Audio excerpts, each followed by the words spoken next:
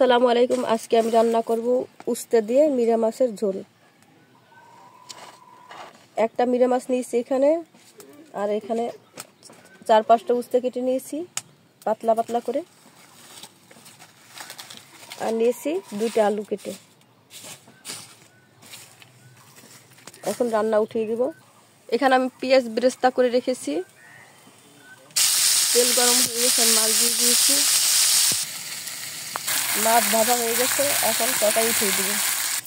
তেল দিয়ে দিচ্ছি, এখন 4 টেবিল চামচ মতো তেল দিয়ে দিয়েছি, কাঁচামরিচ দিলাম,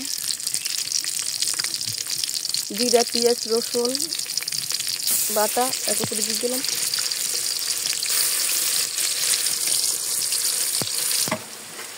হালকা একটু পানি দিয়ে দেব,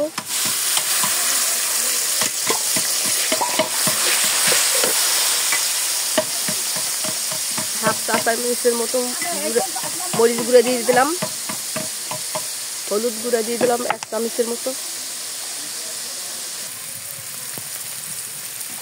স্বাদ মতো লবণ দিয়ে দিলাম।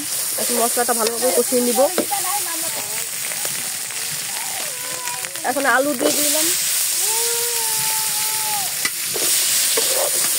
আলুটা ভালোভাবে কষিয়ে নেব। আলুটা সেদ্ধ হওয়ার জন্য হালকা একটু পানি দিয়ে দেব।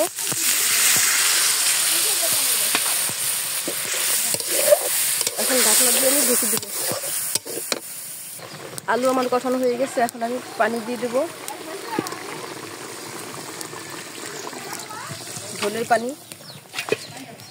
পানিটা বলক হয়ে আসছে। এখন আমি উস্তাগুলো ধুয়ে সেকে রাখছিলাম সেগুলো দিয়ে দিব।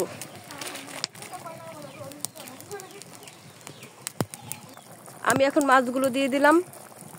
গরমের সিজন তো, এর জন্য ভাবলাম যে উস্তা তরকারিটা অনেক উপকারী, এই জন্য ভাবলাম যে ঈদ গেছে, সবার মুখ নষ্ট হয়ে গেছে, এই রেসিপিটা সবার জন্য আর কি করলাম।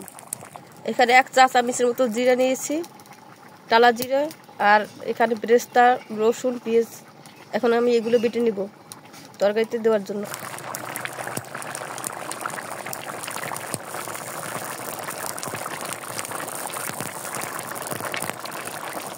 বেরেস্তা বাটাগুলো দিয়ে দিলাম। এখন হালকা নেড়ে চেড়ে 2 মিনিট জাল দিয়ে নামিয়ে ফেলবো তরকারি। আমার রান্না হয়ে গেছে, আমার রান্না এখন কমপ্লিট। আবার নতুন কোনো ভিডিও নিয়ে আপনাদের সামনে উপস্থিত হব। আসসালামু আলাইকুম রহমতুল্লাহি ওয়া বারাকাতুহু।